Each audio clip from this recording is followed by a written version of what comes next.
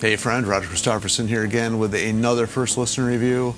And I don't know what's going on this year, but it's been like 1 year of a lot of weak releases, like as in not very much coming out. However, there was one album this week that I really wanted to listen to and I'm really eager to babble about. And I'm talking about Roger Waters, his album This Is a Drill live from Prague.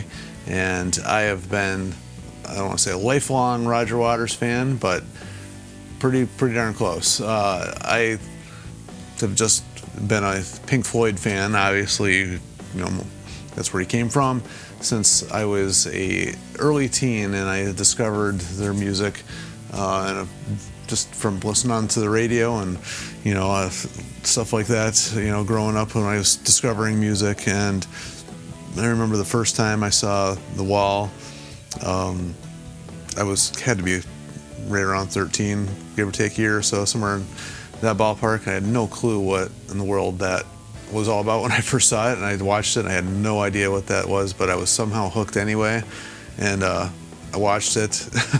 It was funny because my parents were like one of the very last people to ever get a VHS, and so whenever we watched movies, this is like way back, we'd rent the freaking VHS player from the library, and whatever movies they had The Wall at the library of all things.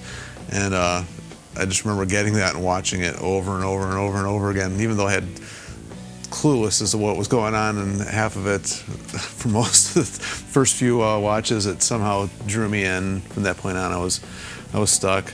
But when all that happened with Pink Floyd splitting up and Roger Waters released his first solo album, his first real solo album, The Pros and Cons of Hitchhiking, I fell in love with that album. I just remember listening to that thing repeatedly. And when Radio KAOS came out,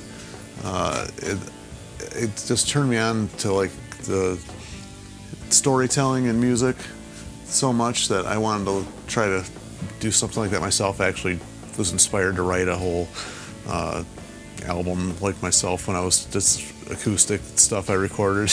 And I remember just doing that, and it just kind of inspired me to want to do stuff. So even though what I did was probably nothing great or anything, it just really was fun to try and do that stuff. So it's just a big inspiration musically. A lot of, I have to admit, back in those early years, I had no clue what he was singing about.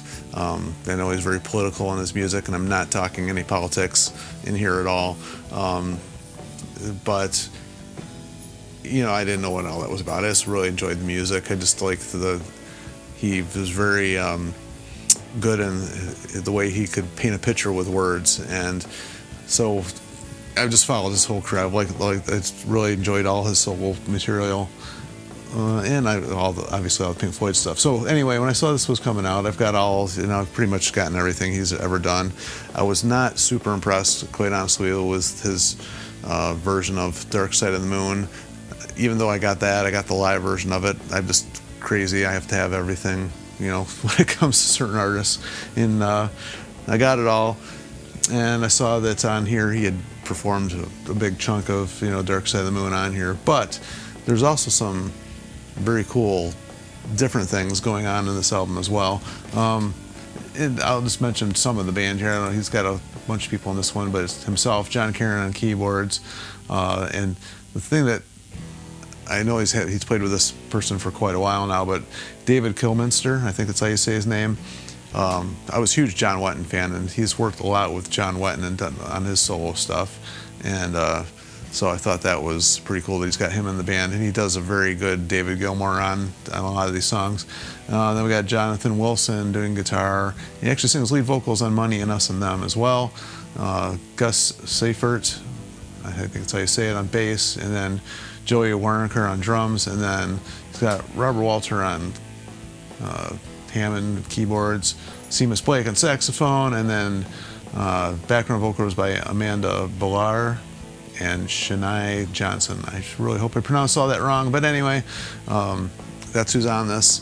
And it starts out with, it's kind of funny because I mentioned the politics thing in his music, and it pretty much starts out with an introduction saying, if you're into Pink Floyd but not my politics, you can F off and go to the bar. So I was like, well, before I even listened to this, I was thinking, all right, I'm not going to like worry too much about some of the stuff of the politics of it. I'm just going to enjoy the music. And then it starts with that. And I just kind of laughed when I heard that, so that was pretty funny. Starts out with a very subdued version of Comfortably Numb. Don't even think it really played the whole song there. This is one listen through. I just got done listening to it, so I don't even think he played the whole thing there. And then from that, it goes and does a couple more from the wall, The Happiest Days of Our Lives, and then Another Brick in the Wall, Part 2 and 3.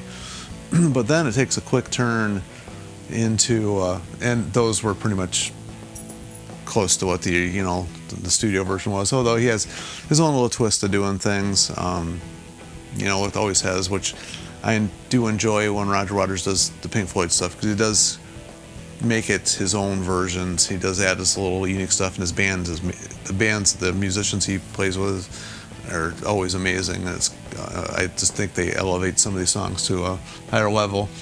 That being said, the powers that be from Radio KOS, first solo song we hear in this whole thing, that version of it was very good. And this is where I really started noticing the gruffness in his voice. He is, 70, late 70s? I actually don't know how old he is. I've forgotten. But I'm sure somebody will remind me in the comments here. But you can hear it. Not that that's a bad thing at all. But it's funny, from this point on, a few different songs, I was kind of like thinking to myself, well, he sounds a little bit like Bob Dylan every now and then. And he actually mentions the very last song that they play, he mentions that he stole, I have to do stolen quotes, some words from Bob Dylan, and I thought that was kind of funny because I was laughing about that, because I actually was thinking he sounded a little Bob Dylan-ish on a few of these songs. That one being the first one.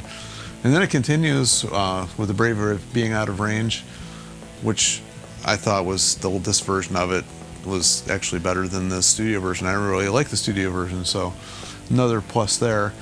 And this is where he introduces a song called The Big Bar, Part 1, but it's a really long song, but he breaks it up into a couple different parts here, and I still don't even think that was the whole entire song, actually, when he played it.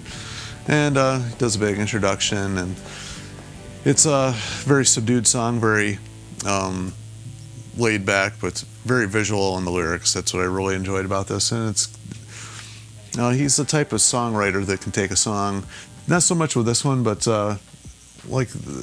especially later on, where he does Two Suns in the Sunset, and just how he can take a song and just elevate. It's like almost like a roller coaster ride. It has highs and lows, and he's very good at doing that and keeping the listener interested. And this song did the same thing. Now, from this point on, it's like all-out Pink Floyd songs for quite a little bit, quite a few in a row here.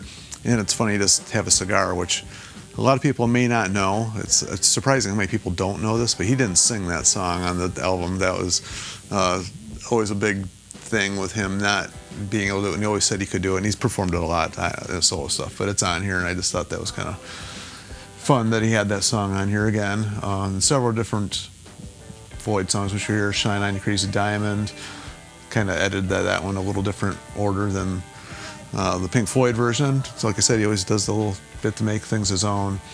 Sheep, In the Flesh, which I thought sounded really great on here, and Run Like Hell, which is funny because I think that's a David Gilmour song. I don't know, maybe he wrote some of the lyrics to that one. I actually would have to refresh myself on the notes of that one. Same thing with Comfortably Numb. I believe David Gilmour wrote all the music for that, but he wrote the lyrics for it. So he still likes performing the Floyd stuff a lot. Then he throws in a couple more solo album stuff. I think those are both from the same album, Deja Vu, and Is This Life We Really Want, the newest album. And which I have to be honest, the last album was a little bit it's probably I didn't dislike it at all, but I think it was the weakest one he's done in quite a while, so it was kind of fun hearing him redo it, those songs here. And to me, again, they sounded just better live. He just has a little bit more energy to it. This whole concert actually had a lot of energy to it. It was a weird combination of being intimate and big at the same time. He has a way of engaging the audience in a very intimate way, making them feel like they're part of it, and he's talking directly to them, yet it's a very big show at the same time. So thought that was cool. And then right here, we get to the whole Dark Side of the Moon run of songs, Money, Us and Them, Any Color You Like, Brain Damage, and then Eclipse just sounded larger than life on this one. It just sounded like they really built the end of this one up. It did on the album, and when they played the song live, they always did, but he made it somehow sound even bigger. Somehow, I don't even know. It's hard to explain. Just he has that knack of doing that with music, and I just think, even though he's writes very basic song structures, he has a way of engaging with his musicians that he works with and having them elevate the songs to an even higher level. He just knows exactly the right people to pick, and he knows how to direct them to do that type of thing, and I think it worked really well on that. And I'd already mentioned Two Suns in the Sunset, which I actually love that song. Another one that's very picturesque in the lyrics. And then he ends with the, well, kind of ends with the bar part 2, and that's where he's talking about Dylan, and it's a very long section of that song too, and then kind of ends with the thank yous and all the credits and stuff with Outside the Wall. And I just thought that was a cool way to end the show. It's unique. I never really heard anybody end the show that way before, so I thought that was pretty cool. And if you're doing the drinking game, I've probably said cool several times now, so you should be taking a shot every time I say that word. And yeah, so I was really happy with this. I didn't get I didn't watch the Blu-ray version of it yet. I don't know what it is. I've kind of I used to love watching concerts. In fact, when The Wall came out live at Berlin, and I got the VHS of that one, went and bought it, I watched that thing so many times. I still have it. I've still watch it every now and then. For whatever reason, this concert just seems so epic to me. And I actually wish he didn't have all the guest performances in that one. I wish he'd done the whole show himself. He does have some guests in that one. So if you never had a chance to see that, by the way, Roger Waters' version of The Wall, that's worth checking out. But I didn't get the Blu-ray of this, and I didn't really want to watch it because this is just one of the ones, for whatever reason, I just wanted to enjoy musically. Sometimes I think this visually, I feel as this version of his live show was going to take away from the music. He has put on some very good visual performances, like the Us and Them tour, and can't think of the one before that now. It's like the Case of the Olds again, slipping my mind. I just thought those were really good visually. I'd seen a couple snippets of this one on YouTube, and I didn't want to sneak peek too many things. I really just wanted to enjoy this show as a whole, and I didn't want that to ruin the musical experience. So I did not get the Blu-ray. So if anybody has seen it, you want to comment on what you thought of that, that's fine. That's what this is all about, just hearing people's opinions, what they thought of it, what they liked, what they maybe didn't like. Not really here to insult each other. It's just kind of talk about the music and what we think of things, and that's all it's about. So feel free to do that down below, and I really hope he's got some more music in him. I know all these guys are getting up there in years, but yeah, I think he's a very creative guy. I don't like, I think he wasted a little bit of time doing the whole Dark Side of the Moon redo thing. I wish he had just done another solo album there instead. So hopefully he's going to do that. So like, share, and subscribe. Keep this music alive. And until he does release another album, we'll see you.